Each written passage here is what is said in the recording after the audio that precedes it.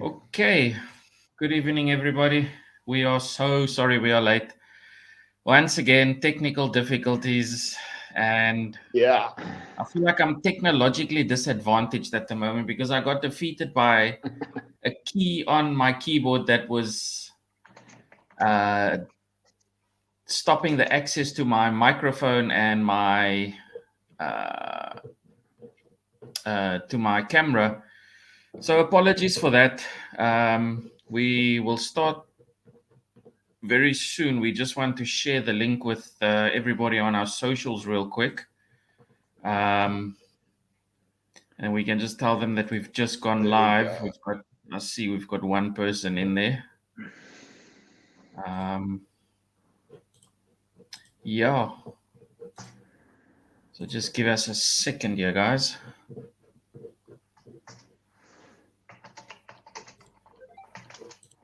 Okay, there we go. I think we're going to be cooking now. Okay.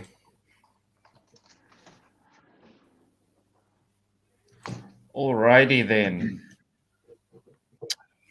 So welcome everybody, Reptile Podcast episode 2. We are with Gavin from Royals by Design. Gavin is based here in Cape Town, South Africa. He's been around for probably too long, but we love him and we keep him around.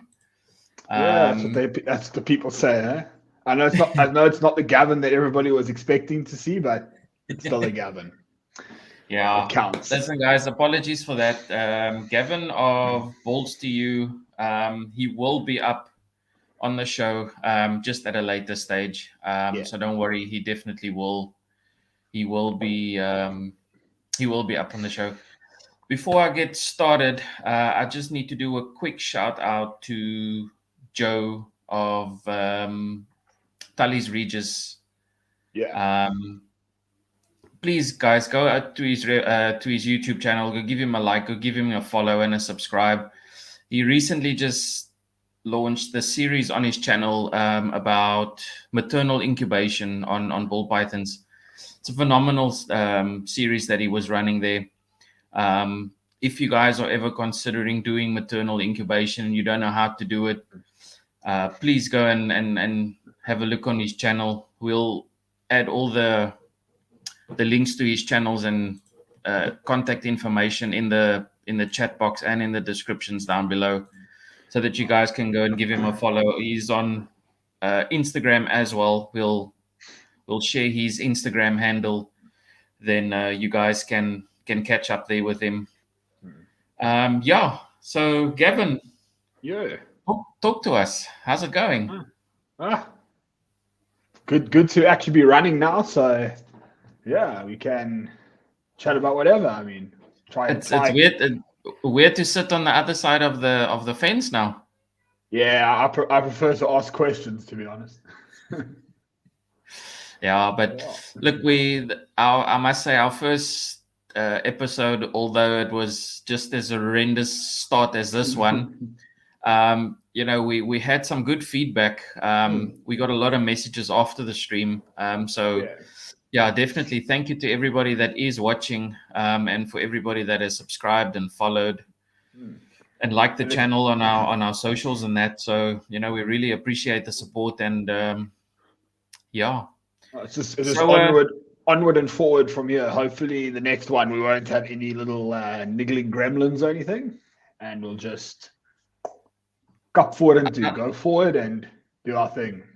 I think for the next one, we'll start live streaming 3 days before the time, and just keep the stream running. And then when our guest is here, we'll just slip him in, and then we won't have any more issues. hopefully that'll work for us then. Kevin, so catch us up, man.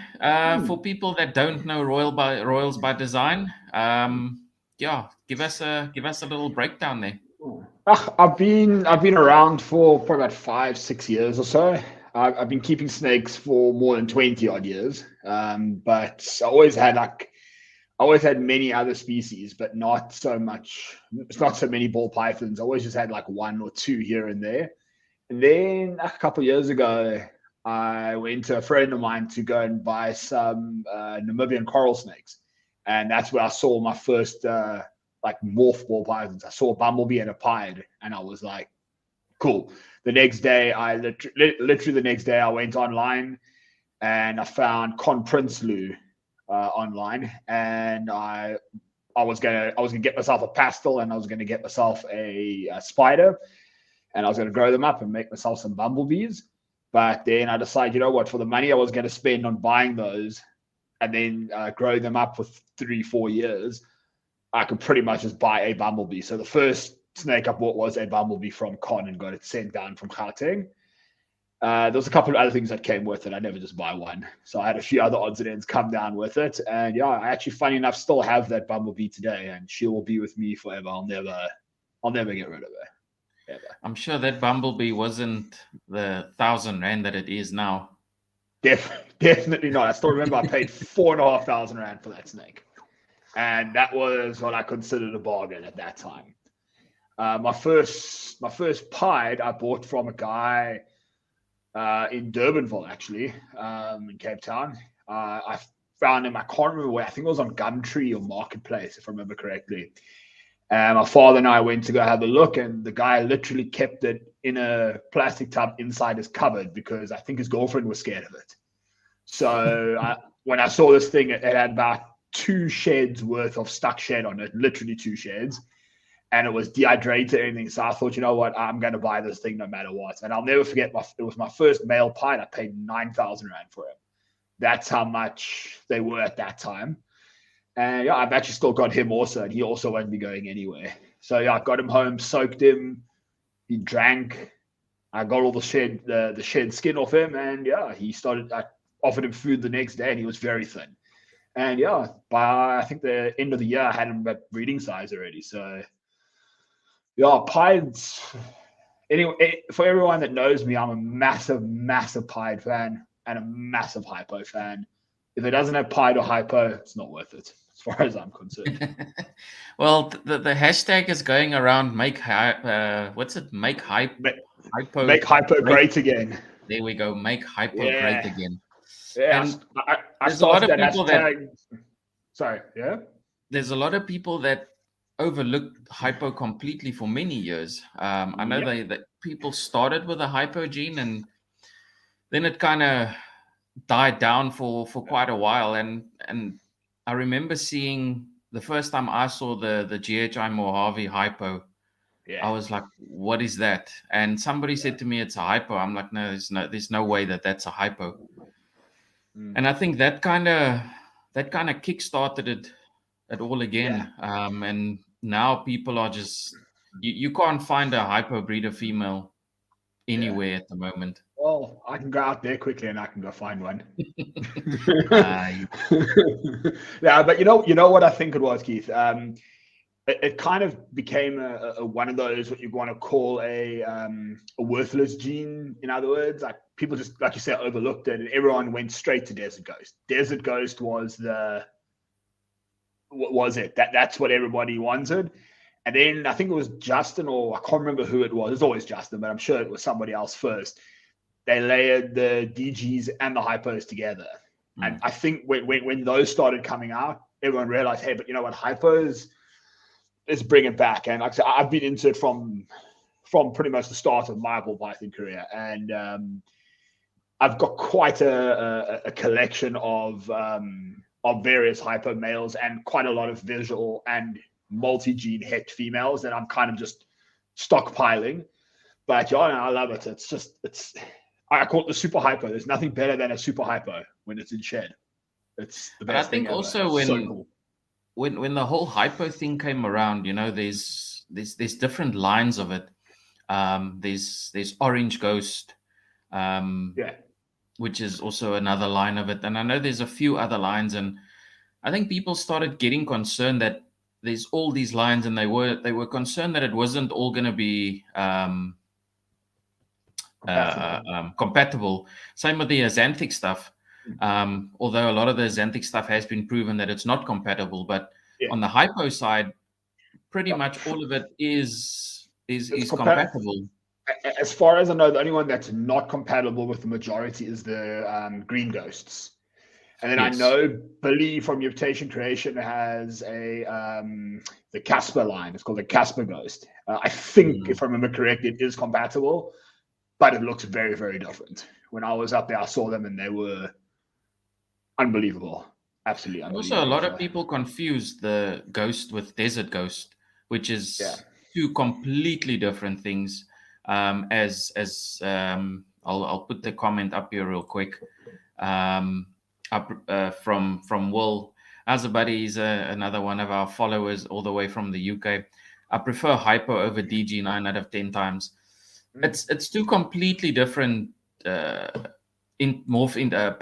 and color interactions that you get.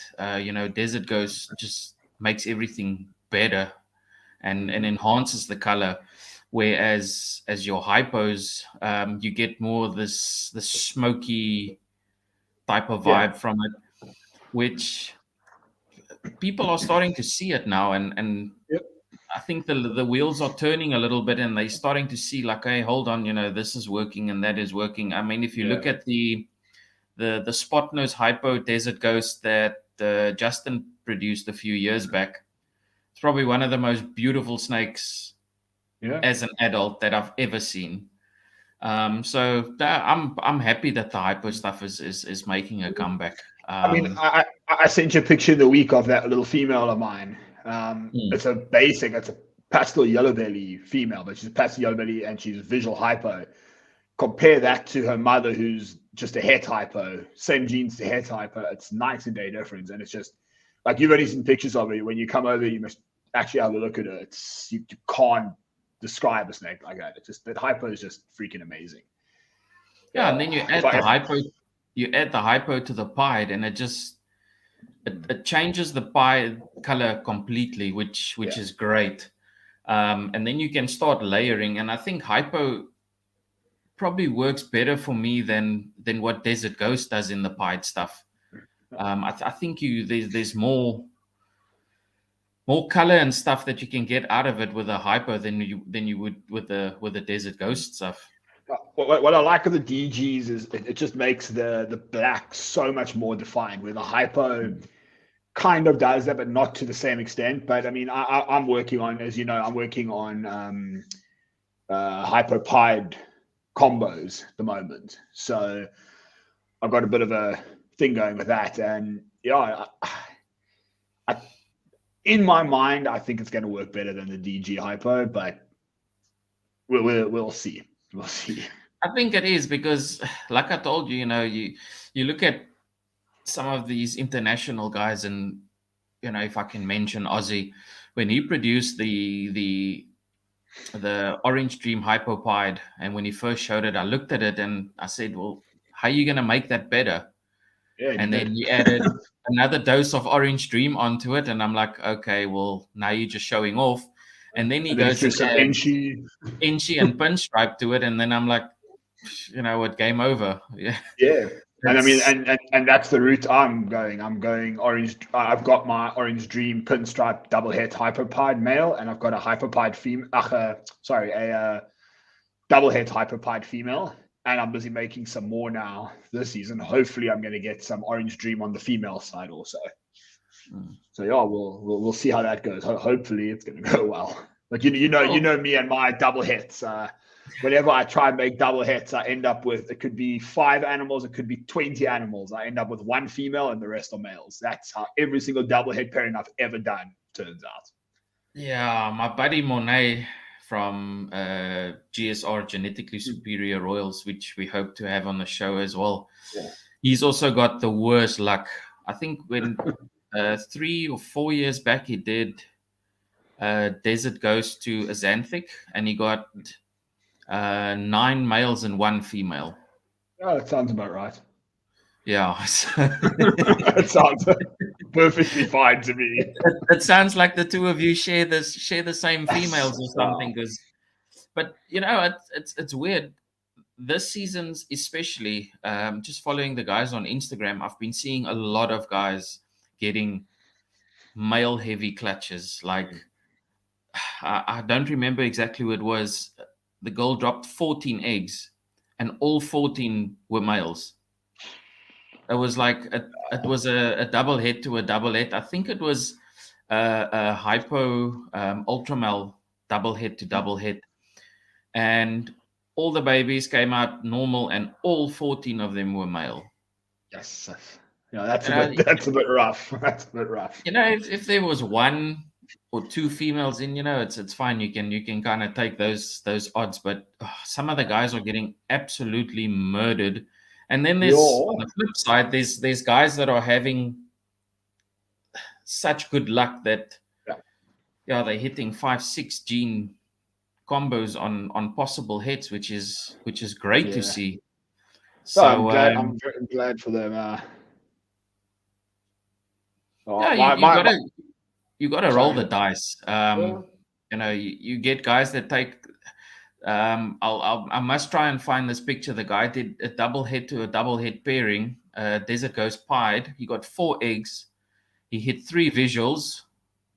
3 visual Desert Ghost pieds and 1 Desert Ghost 66% head pied out of 4 eggs.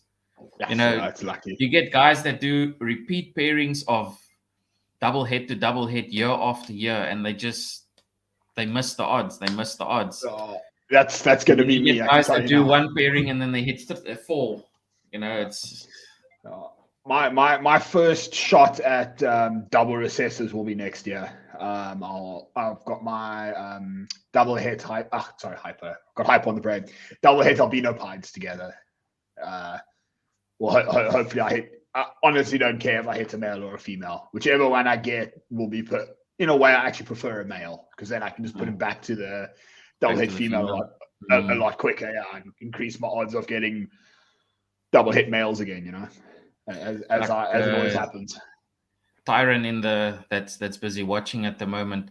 I know he's been trying to make the snows, and then I think last season he hit the albinos and he got a xanthics, but no snows. I think for 2 seasons now he's had that way, and it happens. But they always say the odds always even out eventually. So maybe this season he gets that again, but then next season he hits 10 eggs and every single one of them is a snow. They say it always evens out. So I think I must just go stop buying rats from him because maybe my bad luck is rubbing off on him. I think that's my fault. He will hit it. You gotta keep on. I mean, a lot of these guys. I know when Ralph Davis produced the Dreamsicles, the first Dreamsicles back in. I speak under correction, but I think it was 2007 or 2005. I know it was very early, and it took a lot of clutches for him to actually hit the Dreamsicle, and it's crazy that it happened, call it 15 years ago, and it's only like really the last 2 years now, 2-3 years now that Dreamsicles are really becoming a thing. It's because people have got those other genes into them. I mean, I think they call them inceptions, the Orange Dream Dreamsicles. They are on another level. I mean, Yellow Belly, just something simple like Yellow Belly Dreamsicles are freaking amazing. I mean, they're mind blowing. Tyron, I will do that 100%. Tyron is desperate for that snow. It's a stunning animal, and you don't see a lot of people making snows or even lavender snows. And that's one of the first double recessives that I can remember. I mean, I've been in it now going in for 10 years, and when I joined or when I got involved in it, it was people were going for xanthic pieds and snows. There wasn't really much other double recessive stuff going around, really. No, for sure. But you know, it's just we're at that stage now where you can just buy the double recessives, so you don't have to go through making the double hits. Hopefully, going to hit the odds on males and females. I mean, if I want an albino pied now, I can go buy one. If I want an xanthic pied now, I know 3 or 4 people who have them. You know, it's simple. You don't have to import it anymore. It's just when it's getting like the Azanthic Desert Ghosts. I mean, Mornay's got. I mean, I'm sure there's 1 or 2 floating around under the radar somewhere, but I mean, they're available. I mean, pretty much everything is available now. So in South Africa, so we're lucky now. We're at that point now with the imports that have come in over the years and are still coming now. We've got access to everything that everyone's got. So now you don't have to go buy make those double hits. You can buy triple hits, quad hits. You know, you sent me that you sent me that thing today of that like mad insane. What was it? A clown triple hit. Can't remember now. Triple hit Azanthic Desert Ghost Pied or something. I think something like that. So I mean, you can buy that now. That kind of stuff a couple of years ago was just like, it was unfathomable that you'd be able to even buy that. And you know, when the guys are selling stuff like that, they've got the visuals or two of the 4 genes in visual they've got. So the ball pythons are just on another level at the moment. I mean, it's awesome. For me, it kind of sucks because, like you said, you can go and buy to make a Xanthic Pied now. If you're starting from scratch, that's an 8-year project. If you're lucky. If you're lucky, you know, but you can go and buy a Xanthic Het Pied and a Pied Het Xanthic, and you got 1 in 4 chance of hitting it. If you buy a hatchling pair in 2 years' time, you could produce a double recessive, you know. Or like you said, there is guys that have double recessives available right now. I think there's a breeder or a breed ready Xanthic Pied female on the market at the moment. So you could literally just go and buy that and save yourself 7 or 8 years. But I think it takes away I won't say the joy, but the fun of making it, you know, and getting those 6 or 7 eggs on your double head to double head pairing, and then, you know, cutting those eggs open and just hoping for that visual. I think it's more rewarding going the long way around. Sure. And like Tyron said, that's why recessives hold their value so much, because it takes 2 to 3 years to just get a female up to size. So, but you know what? That where you know me, I say what I think all the time, and I think that in the next couple of years, 2 to 3 years, it's not going to be relevant anymore. That double recessives hold their hold their value as much, because again, all the double recessives are available. People, instead of buying a single or a double gene codon, where they're going to start buying a pair of Xanthic Pieds or with combos in them, you know. So I think the value is going to be around. It's always going to be there, higher values, but I don't think it's going to stay up there where it is currently or has been for the last couple of years, just with the accessibility of everything. But also on the flip side, when it comes to the joy of doing it, if you're doing it like we do for the fun of it, you know, it's make a little bit of money on the side, but in essence, we do it for fun. And it's fun to do it like that. But if you're doing it as a business, like some people who make their living out of it, you don't want to go through 6, 7, 8 years. You want to buy the ingredients, make the animals, and flip them. That's how it goes. So it's a bit of a flip of a coin on that. I mean, I would have no problem now if I could just going and buying a pair of albino pieds and breeding them. It would make me, granted, the only thing for me that's special about my double head pairs is the very first 2 snakes I ever hatched. They've just been very slow in going, so they hopefully will go for me next year. But like I said, it's literally the first 2 eggs I cut was a male and a female, and those are the 2 I kept. So they're special to me. So I would still pair them together, even if I got myself an albino pied male now. I would pair that double head pair just once, and if it works, it works. If it doesn't, then I'll put the double head in. Sorry, the double visual in. But also, you know, what a lot of guys don't realize is when you buying, if you go and buy a visual Xanthic Pied now, you're buying time, essentially. That's what you're doing. Exactly. So, you know, you could, an Xanthic Pied breed ready female is probably going to cost you 20, 25K at the moment. But then next season you can produce Xanthic pieds, or you can. I mean, there's a friend of mine that he literally bought a het pied pair, and he bought a het Xanthic pair hatchlings about 3 weeks ago, and he's going to raise those up now. He's going to produce his pieds and his Xanthics, raise those up, breed them back, make the double heads. So he's in it for the long haul, Yeah. He's probably not going to see a return on his investment, but he will, but probably worried 10, about 12 that. years. Yeah, exactly. Yeah, exactly. He wants an Xanthic pied, and like you said, you could probably just go and buy it, which is the easiest route. So you could buy a pied het Xanthic male now for about 4,000 or 5,000 rand. Yeah, quite easily. And put that, and then you halve your odds almost. So yeah. But good on him if he wants just to a het Xanthic, and then you make a Xanthic's het pied.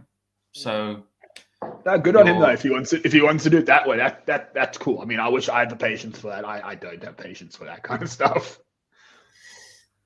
I think it gets a bit rough when you're doing those long odd type things and you're not hitting your odds, and it's another year. It's another year of feeding and housing and things like that. And hoping. Yeah, no, definitely. But it's at the same time it's fun when you see these guys that are buying these hatchlings and raising them up, and then one day on a WhatsApp group or something, you'll just see them post a picture of the Xanthic pied that they eventually produced after 6 or 7 years. The combo might not even be relevant anymore, but you got your goal. Absolutely, good on them. They absolutely got it. So, what is the one gene? And I probably know the answer to this, but what is the one gene that you think everybody should have in their collection? Hypo, 100% hypo. And it's just from a codom point of view. Codom Inchi. I know you're gonna love that, but Inchi, 100% Inchi. Inchi is brilliant. Inchi and or yellow belly, I think are. I walked straight into that one. Yes, you did. Now, look, there's a lot of these snakes, morphs, shall I put it? Each one has a place, and I don't know.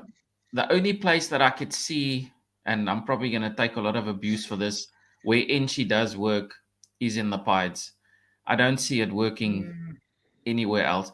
Look at an Inchi clown as a hatchling, and look at it at a kilogram. It's horrendous. That's the clown's fault. That's not the Inchi's fault.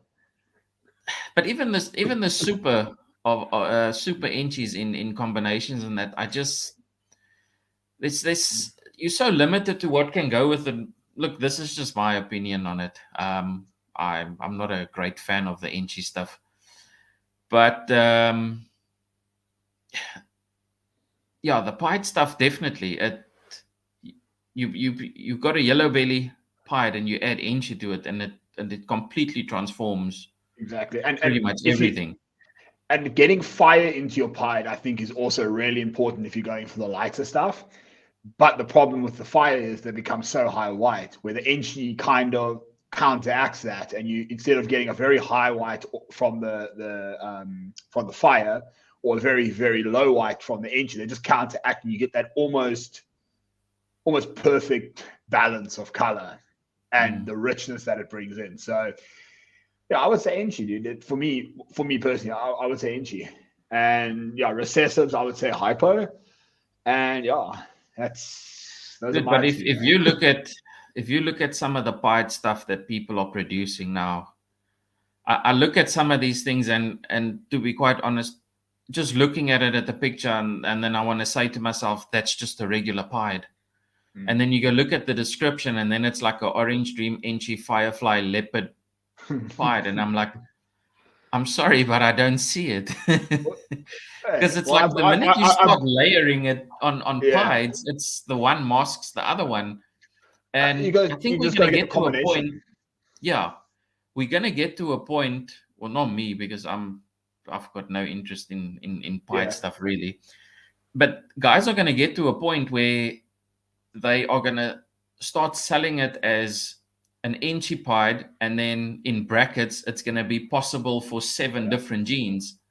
Because you start layering these things and the snake turns out white at the end of the day. No, true. I mean, I've got an Orange Dream Firefly pied male. He may or may not have Enchi in him. I think he does. I think my Firefly het pied male is a Firefly Enchi het pied. It's one I imported. I've sent the picture around a bit. Ozzy reckons it might have it in, and Ozzy, I kind of believe most of what he says. So once you've got all the ingredients, you can kind of figure it out. But it does get to a point. I mean, like, if the only other gene I'd be able to pick up then is yellow belly. But if you start adding other light genes in, it's going to be very, very difficult. So it's just like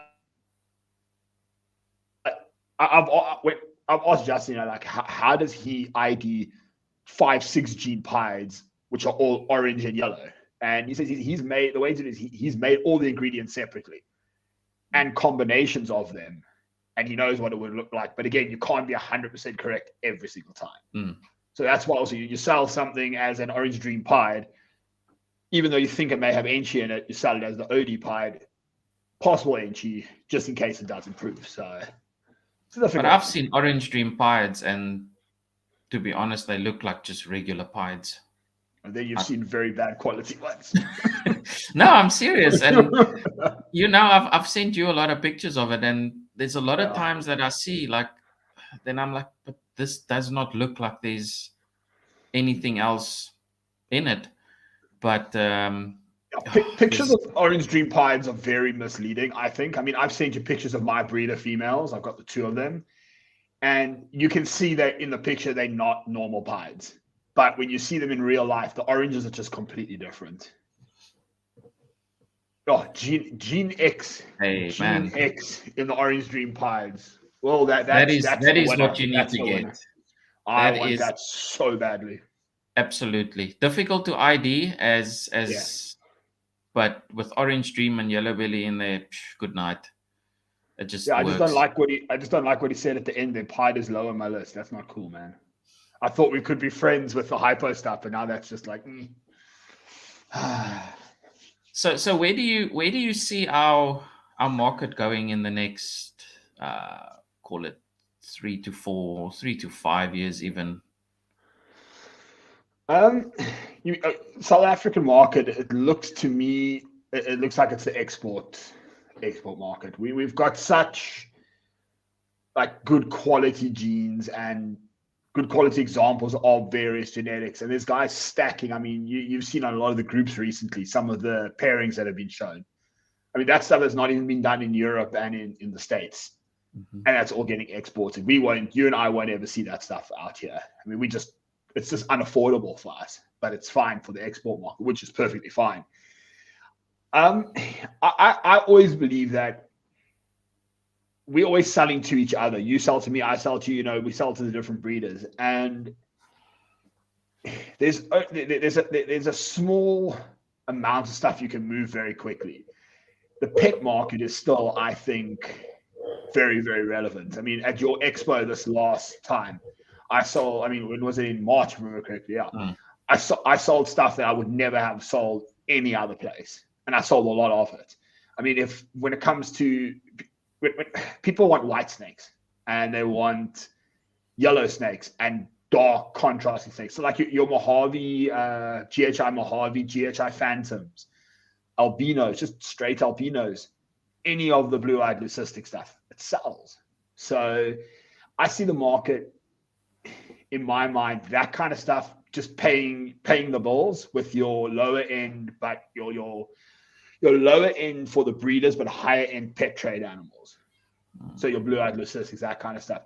And then the exports on the 5, 6, 7 gene double recessives. Because again, there's only so many people in this country that can afford it and also that are doing it. I mean, there's guys exporting, I think it's to like South Korea, Philippines, the States even. I mean, there's guys in the States buying from us. I mean, I think if the fact that people from the States and Europe are buying from us means we're doing something right. No, definitely. We are, like you said, I've seen some of the pairings that some of the guys are doing, and I think people and breeders from other regions are seeing this, and they're like, you know what, these guys are definitely they definitely players in the game. We were not to be counted out in any shape or form. Because and it's great to see places like where's that place that they exported to recently now? Was it the Philippines? Yeah, Philippines, I think Korea, Korea or something. Yeah. South Korea, Mexico has come on board now. So the hobby is growing. Not only here by us, but on a global scale, it's growing. So the type of stuff that we're producing, people are seeing it, and we wouldn't be exporting that stuff if it wasn't that high quality like the guys are producing here. So the guys have really stepped their collections up in the last, I would say, last 3-4 years. Their collections have just skyrocketed. What I've seen is the guys are less is more. I mean, I'm in the process, as you know, of I'm thinning out my collection. So it's I want to I've got too much stuff and stuff I don't use or really want anymore. So I'm thinning the herd down a bit just to focus more on smaller but bigger projects when it comes to genetics and that. So I think that's what's going to happen. Is, I mean, I started everything wrong, buying this, that, everything I saw that I liked. I made that mistake. I'm guilty of that, and I'm still struggling to get rid of some stuff of that. I mean, some of that kind of thing. So people are a lot more laser focused. I mean, look at our last one with Carl. He's very new in the hobby, 2 years. But in the first year he started buying stuff, he was buying those epically good combos from the start. And that's why I think people are really, really lucky nowadays, because that stuff when we started wasn't available. You had to buy all the ingredients to do it. You could never get, even just Inchy pastels wasn't that easy to get at that time.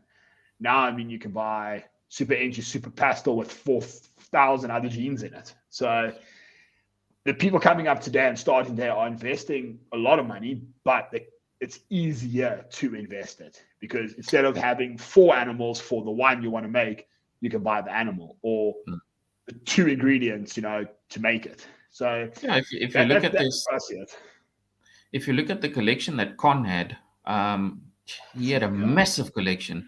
And if you look at 7-8 years ago, guys had massive collections. They had 100+ snakes in their collections. Now, when you're starting out, you could have literally, you could buy 20 females and 3 males, and you could be a power player that can produce some epic stuff with a small amount of snakes. I always say, I always said if I was going to start over again, I'd buy myself 2 pied females, 2 clown females, 2 axanthic females, and 2 some other, maybe 2 lavender females, for argument's sake. So that's what, 8 females. Grow those up for 2 years, and on the second year, you can get 1 male to work, 1 or 2 males to pretty much work every single one of those 8 females.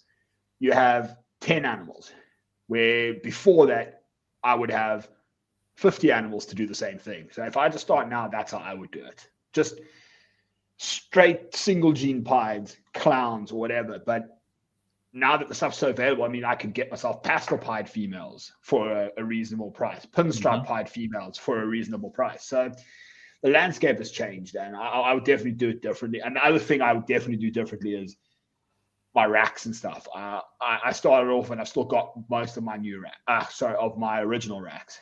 I'm going to be changing those hopefully in a year or two's time. But your equipment, people underestimate. You're going to have the best animals in the world, but if you don't have the right equipment, it doesn't work. Does not work. And a lot of people are moving to these freedom breeder style racks. A lot of guys are moving away from the wood and the melamine racks. And there's absolutely nothing wrong with using those Freedom Breeder style racks. I mean, industry leaders are using those. It's efficient, save a lot of space, definitely. But people always look at, it's expensive. Well, you got a decent professional setup, If you breed in the right stuff, that rack pays for itself. I mean, an ARS rack, which is a better, a cheaper option to the Freedom Breeder. I mean, if you want to land one year, you're probably looking around about 50K. But if you're pairing even a pair of Azantic pieds together, you sell 2 of those, your rack's paid for, and you got one of the best racks around. So it's a difficult one, but you've got to look at it that way. But it is difficult to part with like 50 grand when you can get a wooden version of that for 2,000 rand. So it depends how big your pockets are. That's what it is. But it's great because I see a lot of guys every year. Guys post after breeding season, they'll post the pictures of their facilities, and guys are upgrading. They're shipping out where you used to have 4 het females. They're getting rid of that because those females have now been replaced by visuals. So I do see a lot of people's collections are getting more streamlined. Yeah, that's what I mean. That stuff's available now. It's available now where it wasn't when we started. So it just makes life a lot easier now. And more people are kind of focusing at the moment, because if you look at to use an example, guys like John Daig of JD Constriction, he purely did TSK Azanthic for as long as I can remember. So he specialized in that. Guys like Lonnie Jacobs of the Azanthic project, he strictly only did VPI Azanthic stuff.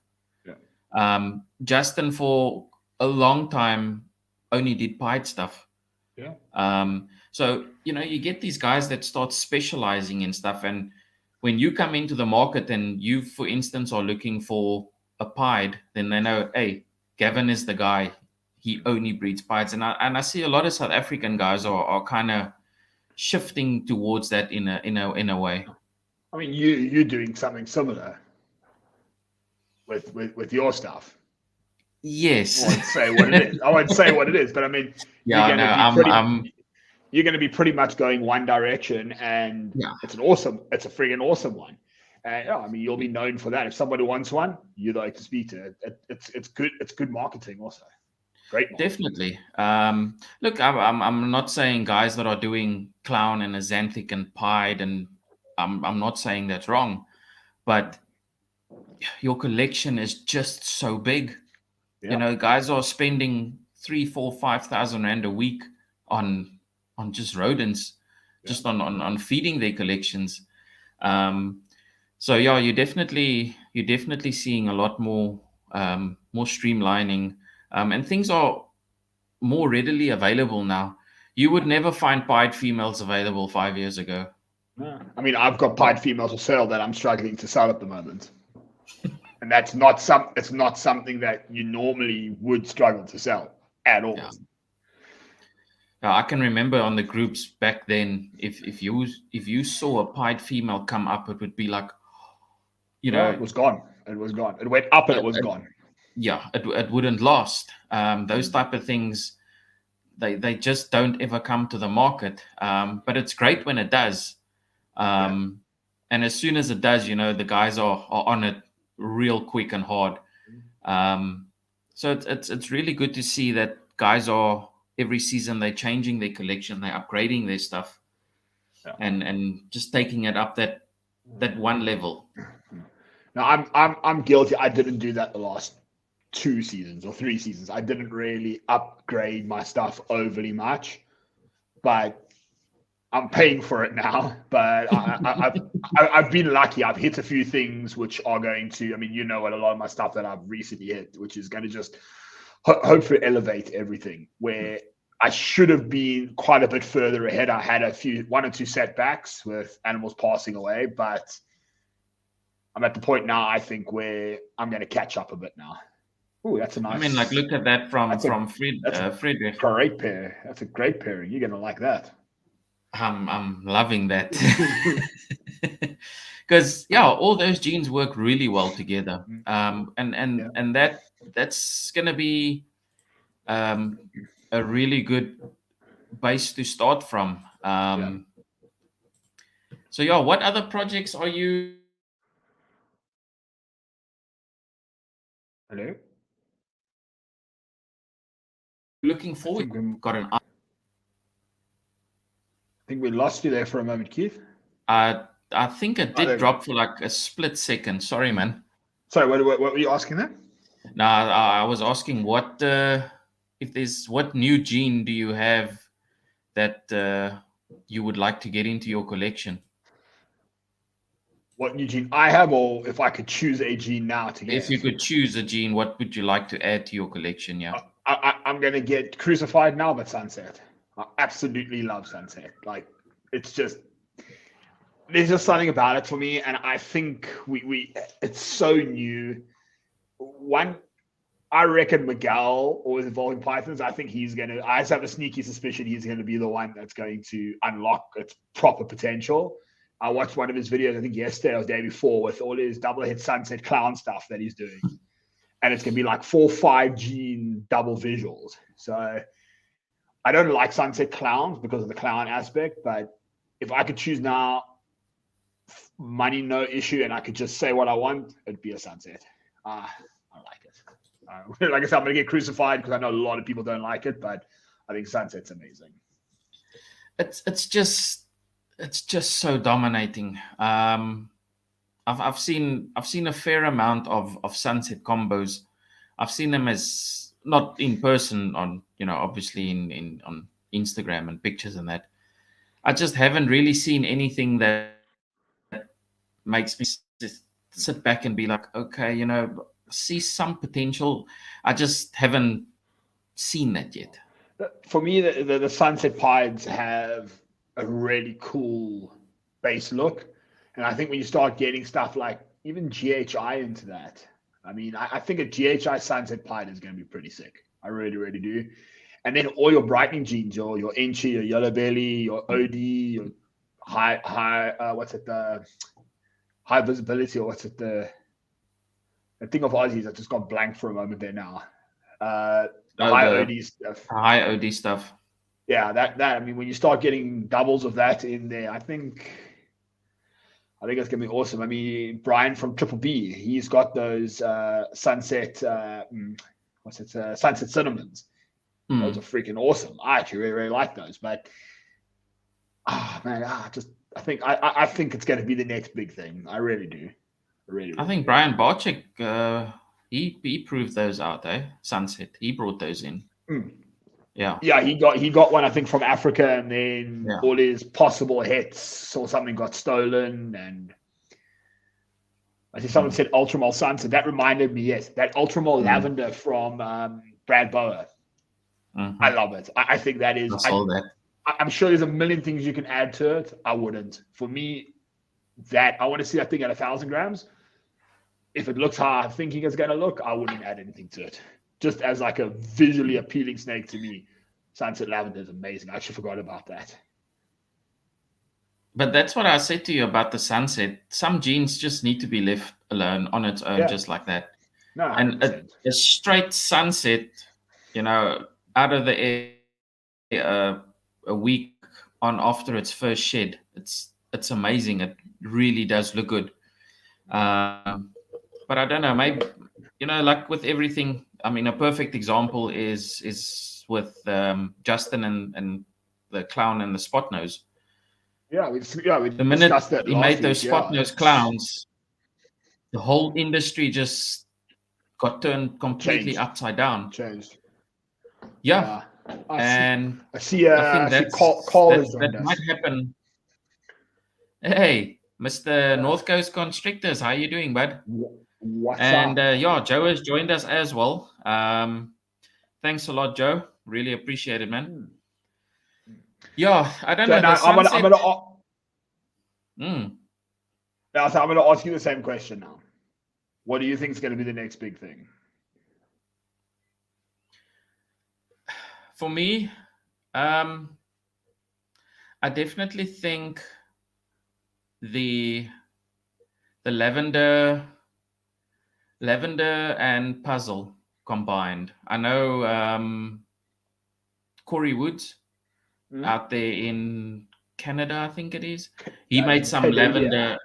He made some phantom lavender puzzles. I think last year or the year before. I think that is definitely going to be something really cool. And I think if we can get Monarch into the country, I think the Monarch is really nice. Yeah, I love the Monarch stuff. I think it was 4 or 5 years ago. I was telling Monet of GSR. I said to him, Monarch, and at that time, Wookiee nobody knew about Wookiee. There was a very small handful of people working with the Wookiee stuff. Oh yeah, he's mad about it. Will's done some great stuff, and that, I mean, like just a Wookiee Mojave is awesome. That's crazy. So yeah, I definitely see some new stuff coming out. We've got Sunset in the country now, so we look forward to seeing what those guys are going to do with it, as well as the Tri-Stripe stuff. I'm excited to see what our guys are going to do with that. Oh, we've had Tri-Stripe for a while though. We've got some good recessives. Tri-Stripe's been around a while. We just haven't seen much done with it because I think everything's being stockpiled the right way. It's not just being bred and sold to everyone, not just being sold to everyone. No. Get it in and breed it and make your own heads for 4 years and then start selling. Yeah. No, it was done. It was the Tri-Stripe stuff has been done right. It sounds like South Africa. Yeah. We'll see how it goes with all the new ones that are here now. But the first guys, we're right. Yeah. But no, that the projects that you're working on, the from the Hypopide stuff, I think that's probably visually that's going to be one of the best double recessive combos that is going to be out there for quite a while. No, I think so too. I think with the pinstripe in it and the Orange Dream, and then if I can hit at least an Orange Dream double het female this year, then I mean I can go for super OD pin Hypopides. And I think, I mean, the pin and the Orange Dream in the pied, it takes a lot of the pattern from the pin and the normal pied pattern away. And it just makes it that orange blotch, which is what I quite like. And I think the super version of that with the hypos is going to be absolutely amazing. And then at a later stage, I'm definitely going to get Enchi into that, just to spread out the pattern and change the oranges a little bit. For sure, I'm going to do that.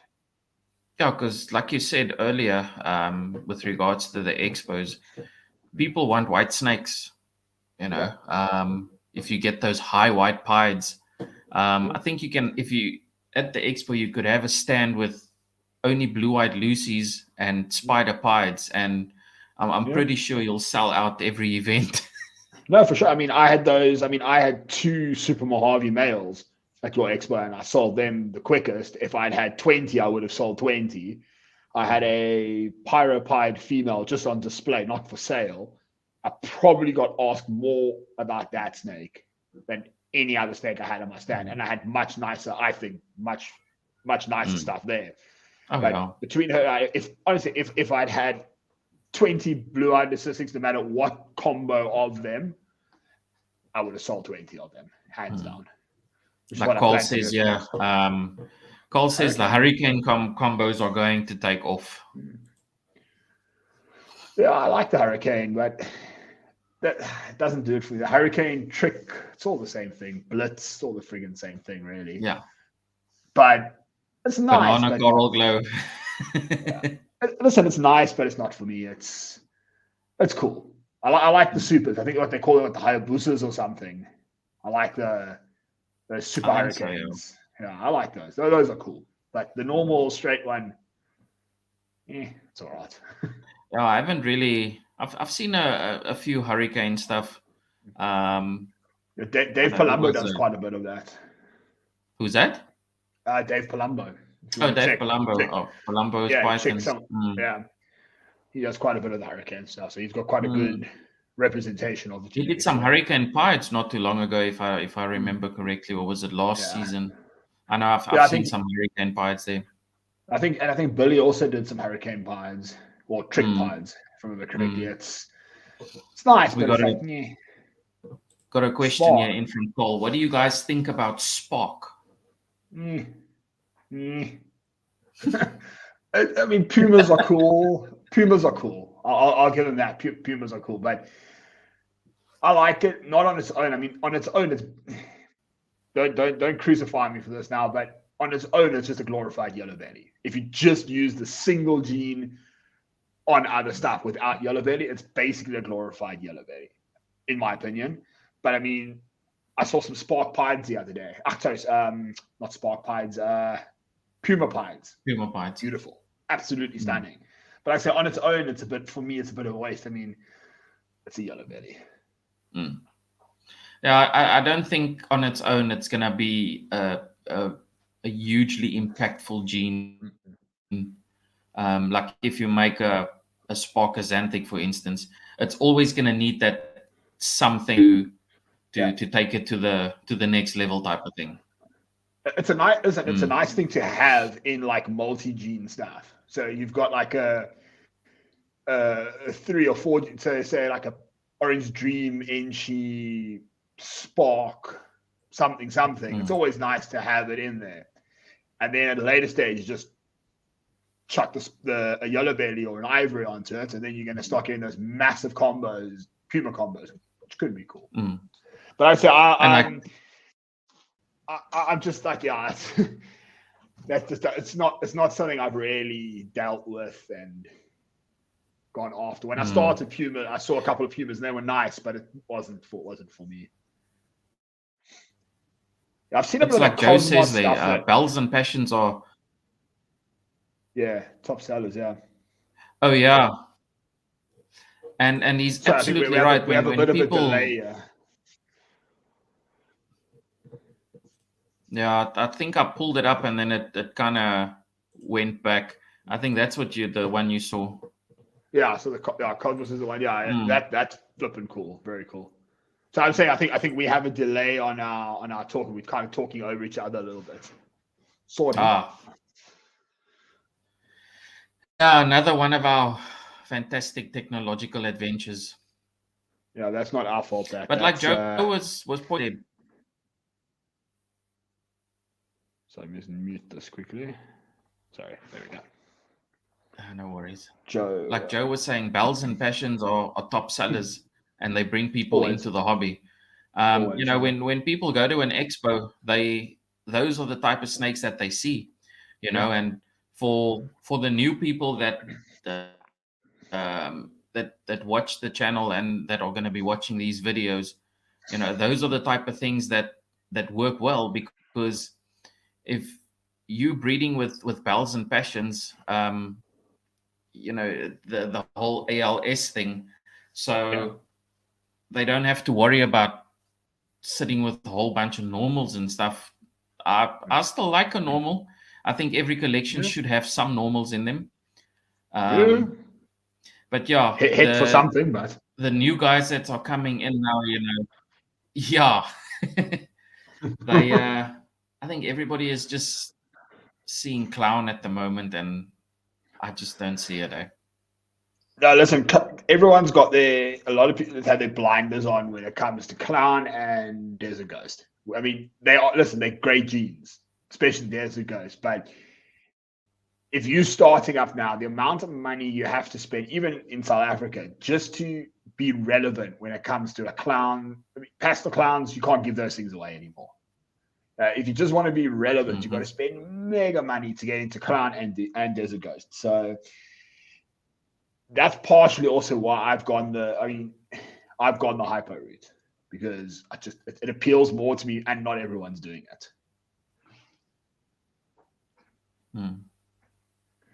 No, definitely. And it's a lot more affordable. I won't say cheaper. I'd say it's a lot more affordable to get into to the Pied project, as well as the Hypo project.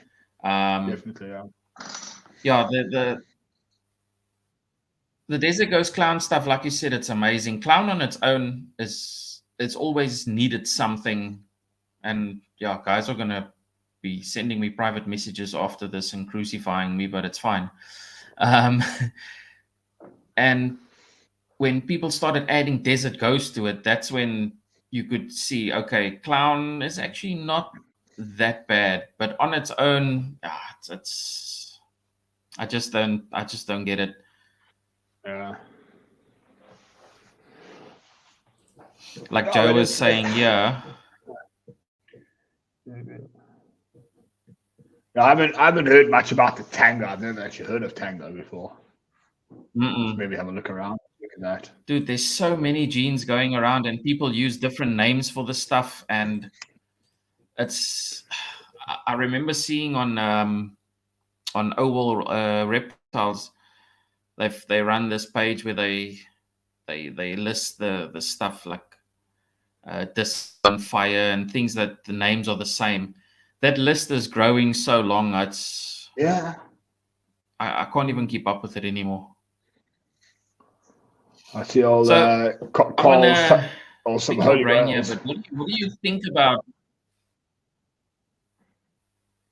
Hey, you see, I always told you Carl is a good guy.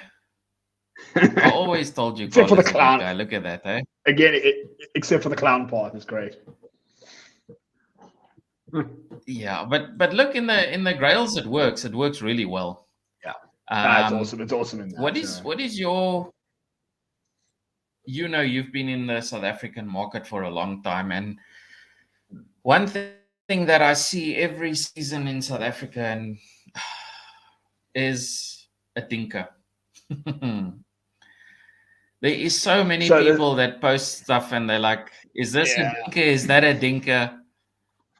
Everything's give us a dinka. Your thoughts on what you consider a dinka. In South Africa, there's no such thing as a normal. Everything is a dinka. That's how it works. If it comes out not looking like you wanted it to look, it's a dinka. I think, listen, dinkas are... It's a difficult one, dude. It's just because it looks a bit different doesn't mean it is something different. I mean, you and I are both the same. We don't look the same. I've produced clutches of from pied to pied pairings. Not one looks the same. Doesn't mean there's any other gene in it. Normal to normal, they might all look the same. So they're all the same, but they're not going to look the same. There's just that's what people don't get, is just because your one is a little bit lighter or has an extra circle behind its head or a dark dot behind its eye, it has to be something else. It's not. It's only until it's proven. I mean, the best examples I still say is a yellow belly. Looks like a normal. To somebody who doesn't know what they're looking at, it's pretty much a normal. And then they made the ivories. And it was mind blown. But yeah, there's too many dinkas going around in South Africa, on my opinion. And if you look at the price tag on some of the dinkas, exactly, you don't breed it out from a random pair and then say, okay, this is something different, and then sell it for 5 times what it's worth. You take that snake, you figure it out over 5-6 seasons.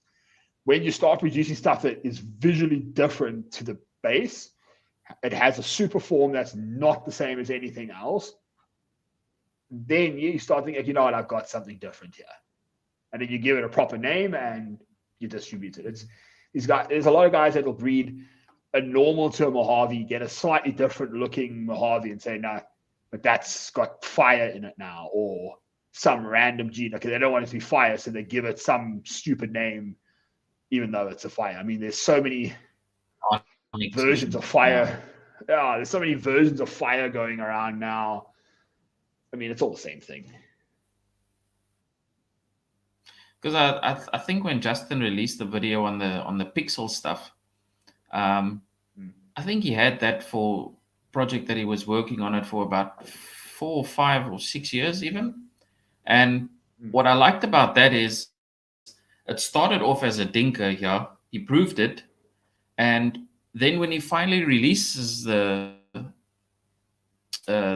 gene and he shows it to everybody, he's got the base gene to show you. He can show you what it does with a recessive, so exactly that is the process to follow. But I've seen overseas, there's on Morph Market, there's a category that you can select, dinker, and there are guys selling dinkers there for what they call dinkers for huge amounts of money, which could turn out just to be a normal at the end of the day. I mean, look at the guys from Outback Reptiles. They bring in like 20,000 ball pythons a year from Africa, and some of them look very different, but they never ever prove. I mean, the thing looks like it should be the next best thing. They breed it to normals, and they never ever reproduce it ever again. And now you're going to go spend thousands. I mean, you take that risk when you do it. We got a question in here from Francois. How's it going, bud? What do you guys think about comparing SA market prices with US market prices? Carl hit the nail on the head there. You can't compare it, because if you want something cheap, just come buy it in South Africa, because everything's cheaper here because everyone's just undercutting everyone. And I've had my moans about this for years. You don't sell you got your snake at X amount today. It hasn't sold, so you drop it not just by a few bucks, you drop it by like 50%. Doesn't sell, you drop it another 20%. That's unfortunately how our market is. So it used to be, at one stage it was cheaper to import some stuff, but nowadays you might as well just buy it here. You can get the same stuff here for a fraction of the price if that's what you're worried about, because everyone just undercuts everyone. So it's difficult. Even, I mean, when we import stuff, it works out now more expensive, a lot more expensive, because you got your extra 30% or whatever it is you add on top of it. So when I price my animals, I use the US prices on certain things as a base price, so I know if I'm too expensive. And then it's like when you go shopping for a couch, you go to Choreograph or whatever, and you see that couch is 50,000 Rand. Then okay, 50 is like the cap. I won't pay more than that. But you can go get something similar or the same cheaper somewhere else. So that's, I think, that's what I do. I find out what the max amount I could charge for that snake is. I don't charge that for it, but I work it out. I have literally no mathematical equation the way I work it out. I look at the US price, and I kind of go, there we go.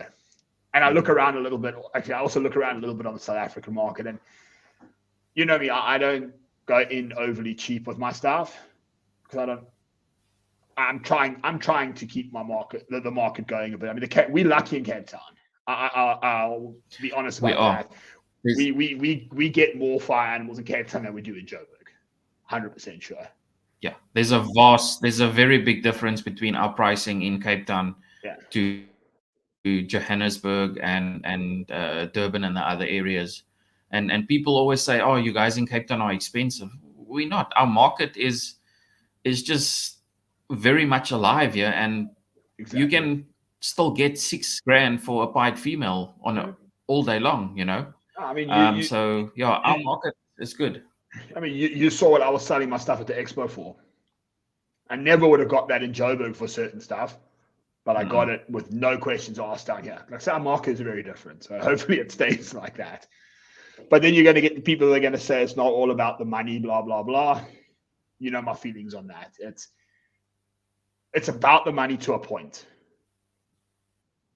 I mean, I'm not going to go overcharge somebody for saying, but I charge what I feel my animal is worth. If you don't want to buy it, that's cool. I'll just keep it. I mean, how many pied, multi-gene, combo pied females I've got that I've put up at big amounts. If it sells, it sells. If it doesn't, cool. I've had ridiculous offers for the stuff, but it makes more sense for me to keep it. Breed it once, and it just keeps the value for me. So, yeah, I have a strong opinion about that. But even if you don't sell it, and in the next 2-3 years the price diminishes on it, it's still more valuable to you in your rack than letting it just go for $2,000 or whatever the case may be. And I think that's what a lot of people do. I mean, I saw guys buy clown females when the clown craze started. Yeah, guys were paying 8, 9, 10 grand for a clown hatchling female, and the very next year you could pick a clown female up for 5 grand. That guy last year paid 10.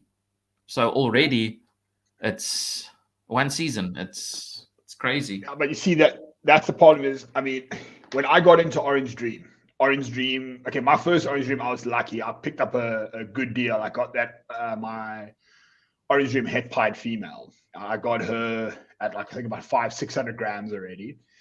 But a straight single gene OD male was 10 grand. I'll never forget it. It was 10,000 rand on the dot. Mm-hmm. It got produced in a relatively small amount, not a lot, but in a relatively small amount. The next year, it was 3,000 rand. And that was people that were trying to keep the market going, but they were the only ones producing it. And they cut it by that amount. And that killed it for a lot of people. And that's what's happened. That's what bothers me a lot, is people do stuff like that. And then everyone complains, oh, no, but the market's crashing. The only reason it's doing that is because of a lot of the breeders. But you get the guys that are protecting. Like there's I don't want to say now, but I mean, David, he's one of the best examples of that. David Schultz. He protects himself. He's got stuff, but he just doesn't sell it. He stocks it up and he does a good job with it. And that's the way to do it. It's not this get one male, breed it to 50 females and flog everything for half the price, because you're killing it for everyone else. And in a roundabout way for yourself also. And like what Will says there, quality will always, it's true, quality will always dictate the prices, but pricing dictates the quality. A lot of people will sacrifice the quality for a cheaper snake. 100% people do that.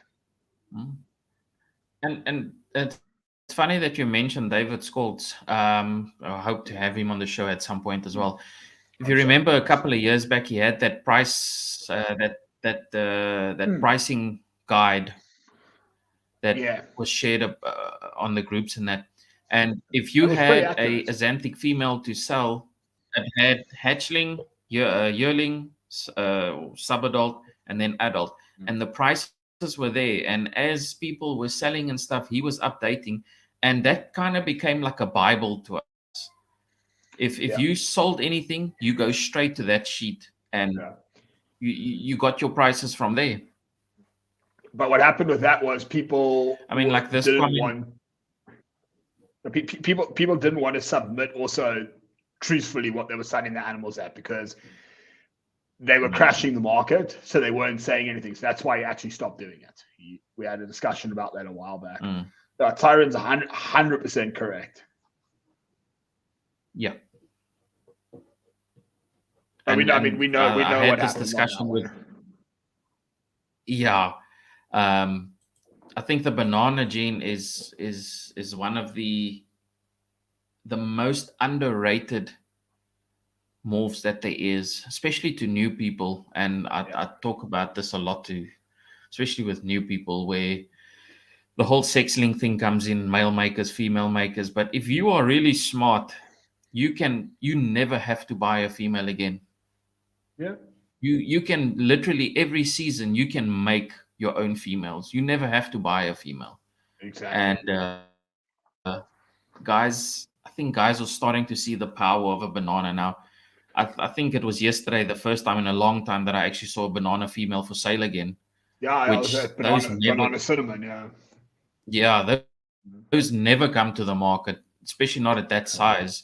So, for sure. like Cole's also saying, yes, supply and demand. Yeah.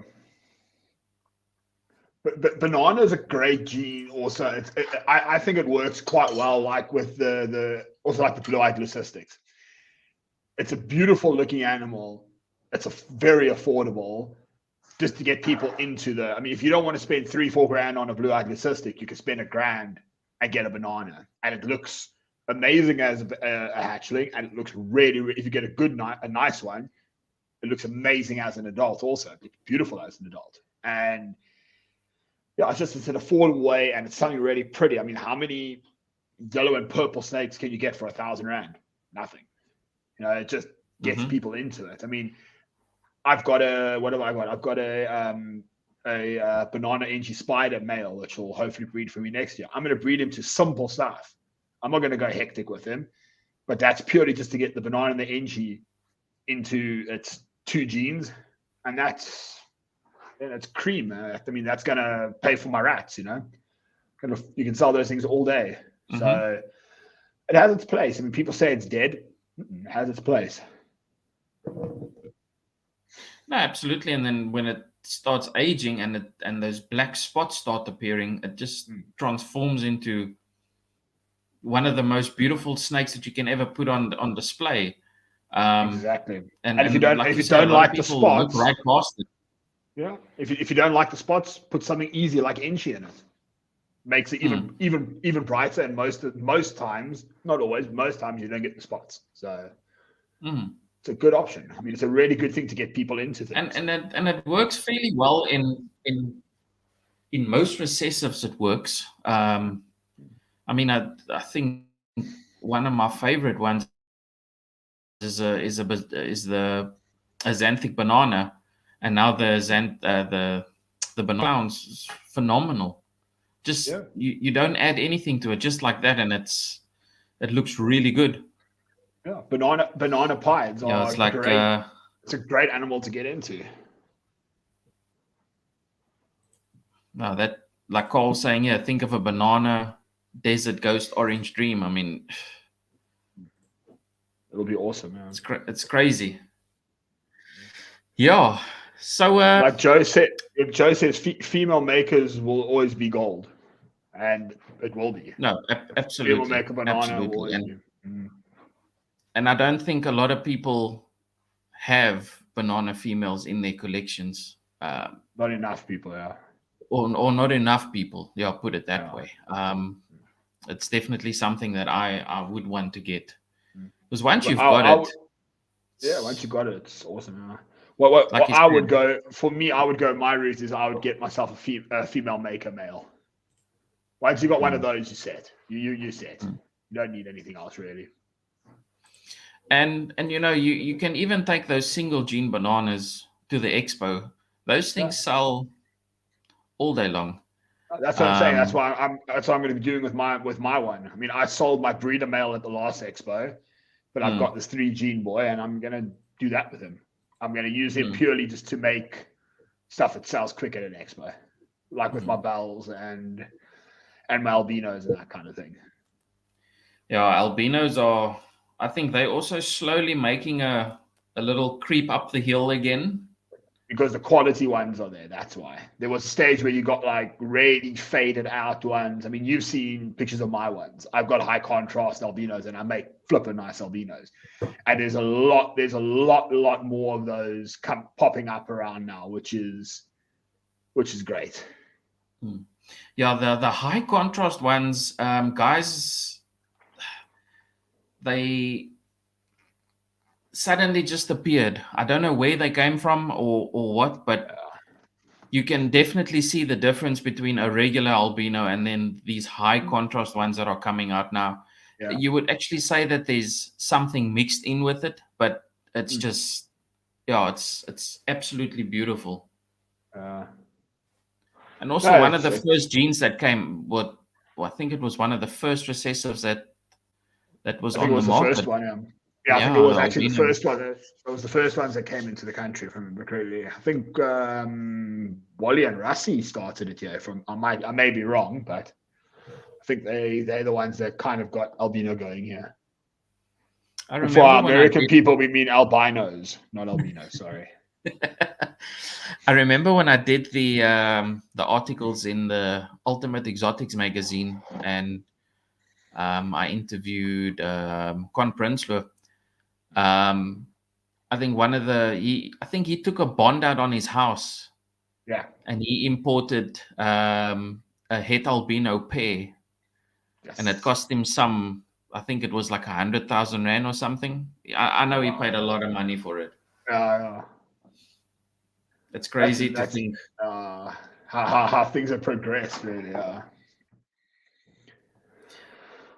mean, how much was the first bananas or banana coral glow / white smoke when it came out? I think they were what 150,000. Yeah, easy. Yeah, I mean, when I started with bananas, the males here were about 7,000 or 8,000 rand. So I ended up importing one from Justin. I paid like 2.5 grand for him. But I mean, but then also within the next year, they were all the way down again.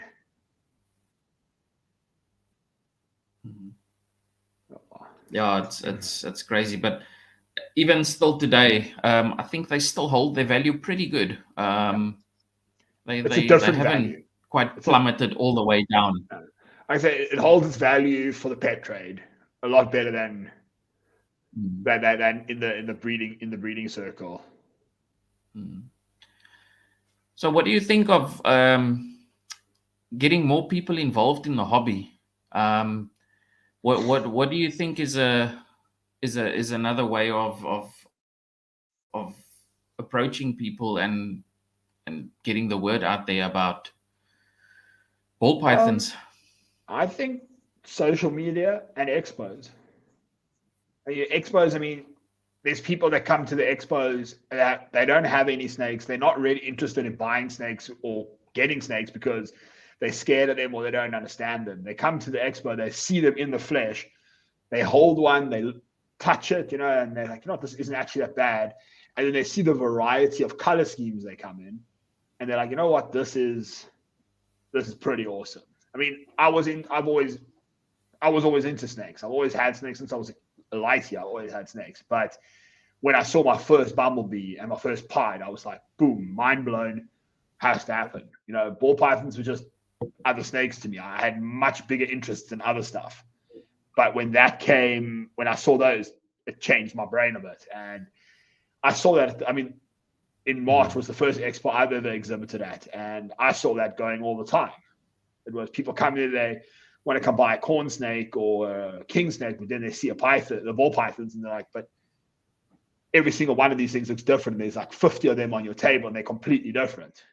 Didn't know these things existed. So I think expos, your shows, your expos, and your social media. I mean, if you've got a good social media presence, you're going to start showing people who aren't involved in the reptiles are going to want to see your stuff, and they get involved that way. I mean, what's his name? Miguel's a great example of that. I mean, you see all those like NFL and baseball stars and stuff. They've got no interest in snakes, but they follow him on social media, and now they're buying tons of animals because it's not something they ever realized was available. So yeah, sorry, that was the long way around as I normally do. I would say, expose social media. But guys are quick to it's quick to create a channel on Instagram, but as Justin said in one of his videos, it's not just a channel, it's your brand. It's the brand that you are growing, that you are building and getting out there. So people must think more in terms of marketing and strategy and stuff, of how they want to use their channel to maximize on it. Just going here to Carl's comment, change off ball pythons. I've got 2 retics coming this weekend. Oh, shame.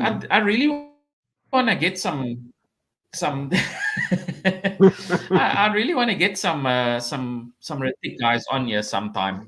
This is we're gonna have to brush up, So yeah, when we start with the retics and the colubrids and all that stuff, we're gonna have to start doing some research because I know nothing about that stuff. Man, I'm gonna have to plan that like 6 months in advance, because my knowledge of retics are, all the morphs at least, is null. Yeah, I know. I know there's a purple. There's a purple albino and a white albino and a thing called a golden child. That's as far as my knowledge goes. Yeah, there's my late friend Anton.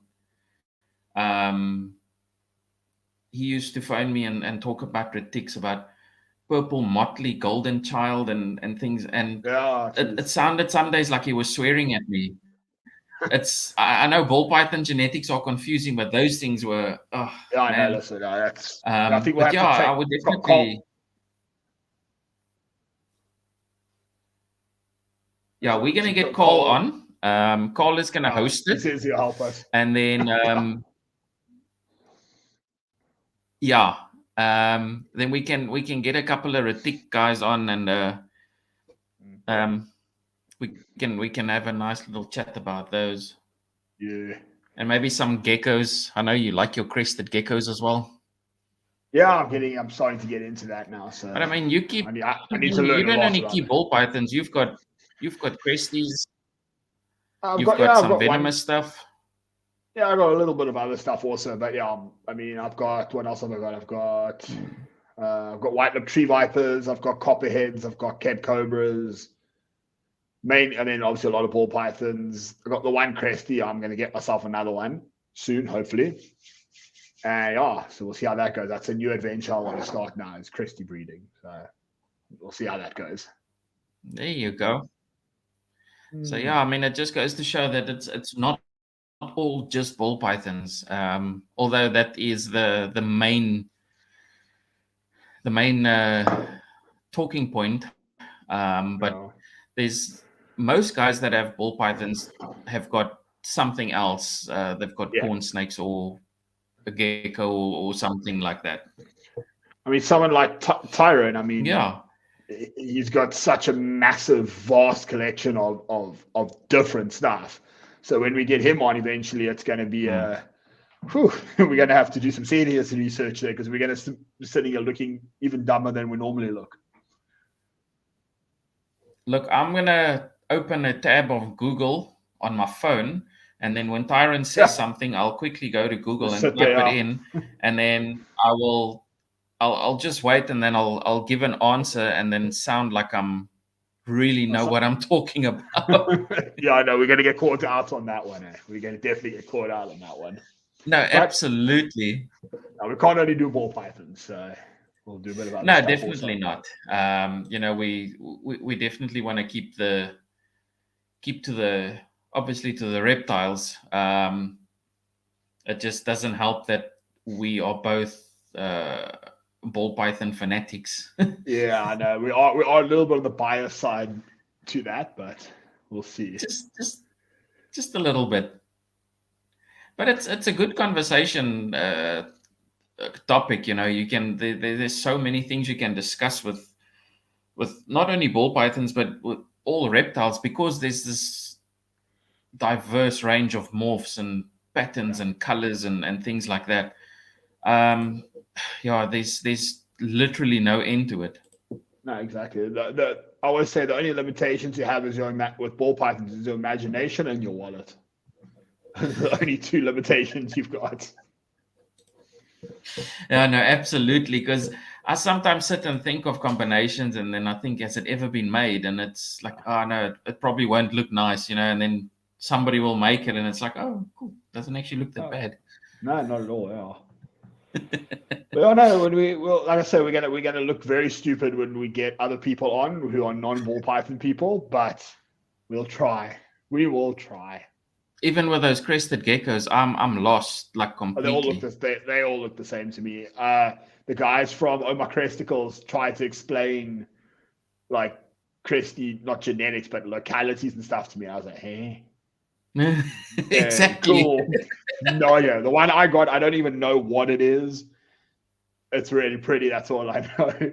The male, when I get her a male, it's gonna be a pretty male. I will put them together and see what babies I get. Like, I have no idea about that stuff. But I never had an idea. Okay, you got to start somewhere. I mean, I didn't have any idea on ball python genetics when I started. And now I know quite a bit. So I'm hoping the Cresties are going to go that way also. The advert will read "For sale, crested gecko." Yeah, brown crested gecko with a tail and 4 legs. Likes to sit against glass. Yeah, that's pretty much how it's going to end up. Dude, but it is overwhelming. When I started with ball pythons, all the genetics and morphs, and it's completely. Yeah, it takes a lot. It takes a long time to figure it out. And I mean, No. I consider that I consider myself to know quite a bit about it, but every now and again I still get badly caught out, and I have to ask for some help, or or I have to sit there on Morph Market or what's it, all the ball pythons, and like type in there and figure it out quickly. Yeah. Gavin, so if people want to get in touch with you, if they want to follow you, where are you? How can they find you? So my Instagram is, there we go, Royals by Design. You can find me on there. There's not, I do a lot of my snake stuff on there, but I also do other stuff on there too. So it's not just my Instagram's not just for my snakes, but yeah, my other hobbies that I do are on there also. So you can have a look there. Yeah, if you ever, and I'm on a lot of the WhatsApp groups, if you ever want to see what I have for sale, you can go onto my Instagram, drop me a message, I'll send you a list. I don't publish my list on my Instagram. So yeah, if anyone wants to know anything, you're more than welcome to drop me a DM on my Instagram at Rose by Design, and yeah, we can take it from there. If you follow me, I'll pretty much 99.9% follow you back. So yeah, if you want to have a look at what I do, pop me a follow. Or for a small fee, you guys could just ask me. I'll give you his home address, and you can just go knock on his door. I like that. No, it's not a bad idea. Just bring beers with, then I'm good. There you go. Gavin, awesome. Thanks so much, my man. We really enjoyed it. We had a really good chat tonight. Best of luck for the rest of your season. Oh, thank you. And apologize again for starting off late and all our technical difficulties. Next week, if I remember correctly, can I say who it is? I think we can leave a little spoiler for them. Yeah. Okay. Next week we're gonna have one of the true OG guys in the South African industry. Again, sorry, ball pythons. Yeah. The guys from Ball Python Morphs, Wally. So yeah, hopefully we won't have any technical issues. We're gonna make sure we don't have any before the time. Yes. But yeah, we had load shedding. Literally, the power came back on 10 minutes before we were supposed to stream. So we didn't really have much of a chance to get everything going again. But yeah, hopefully next week, Thursday, we'll have Wally and them on. And guys, remember, those are the true OGs, or some of the true OGs in the country. So watch that. Yeah, definitely. They got a wealth of knowledge. You can definitely learn a lot from them. So yeah, we're really looking forward to that. But Gavin, thanks a lot, bud. Really appreciate it, man. Yeah. And thank you, Keith. And yeah, sorry guys, it's the different Gavin, not the Gavin you were expecting. But again, we will have Gavin from Balls to You on at a later stage, and we've got some really good heavy hitters coming up in the next couple of weeks. So stay tuned. I think you're gonna enjoy it. Cool, Gavin. Have a good one, bud. I'll chat to you soon. Yeah, sweet, cool, dude. Well, cheers, guys. Cheers. Thanks for watching. Bye. Bye. Well, there you go. Thanks a lot, guys. Really appreciate everybody watching, for all the guys in the comments. Really appreciate the support. Yeah, as Gavin said, next week we've got Wally. Hopefully, Rassie will be joining him. They have been in the ball python industry for a very long time in South Africa, so we really look forward to having them on the show. Guys, as always, head over to YouTube, give us a like, leave us a comment. If there's anybody that you would like to see on the channel, leave some details down there for us, and give us a subscribe if you enjoy the channel. Yeah, much guys. Till next week, Thursday. Cheers.